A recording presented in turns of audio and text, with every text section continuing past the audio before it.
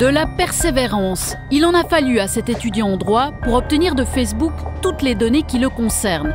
Il a reçu du réseau social un CD contenant 1200 pages, un dossier retraçant ses 3 ans d'activité minute par minute sur Facebook. Tout y est, même les informations qu'il avait effacées. Facebook nous permet à tout moment de supprimer nos messages. On clique sur effacer, Facebook nous pose la question « Est-ce qu'on veut vraiment effacer ?» Alors on dit oui, mais à la fin, il s'avère que Facebook sauvegarde et stocke toutes les données qu'on croyait effacées.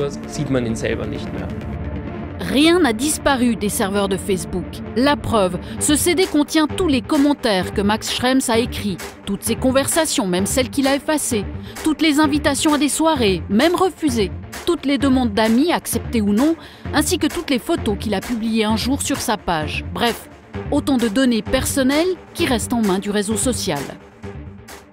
C'est pas normal, mais on l'accepte, donc finalement on tombe dans cette normalité. On le sait, mais malheureusement, Facebook, c'est quand même la plus grande plateforme sociale au monde. Aujourd'hui, tout le monde est dessus. Et il faut être conscient simplement de ça et puis pas mettre n'importe quoi dessus. Ça me choque, mais j'attends de voir les répercussions d'ici quelques années, en fait.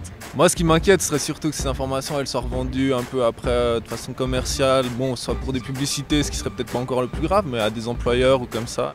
À ce jour, Facebook affirme ne pas revendre ses informations privées. Ce jeune avocat spécialisé en nouvelles technologies a voulu lui aussi en avoir le cœur net.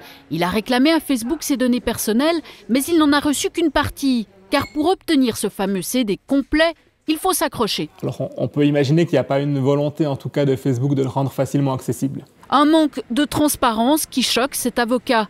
En outre, il s'avère aussi que le groupe collecte des données de personnes qui ne sont pas inscrites sur le site. Quand on s'inscrit sur Facebook, à un moment donné, on est invité à transmettre son carnet d'adresses. Et en transmettant toutes ces informations, elles sont détenues par Facebook qui, apparemment, les conserverait. En conservant ces données privées, est-ce que Facebook enfreint la loi sur la protection des données? La réglementation européenne, en tout cas, est plus pointilleuse qu'aux États-Unis. Aux États-Unis, l'entreprise pourra les utiliser sans avoir l'accord de la personne. La personne pourrait après contester ou retirer ces données, mais initialement, elle peut les utiliser sans avoir un accord. Du côté européen et suisse, il faut l'accord préalable avant l'utilisation. Convaincu de son bon droit, l'étudiant autrichien a déposé plainte contre Facebook en Europe, même si l'amende encourue est d'à peine 120 000 francs.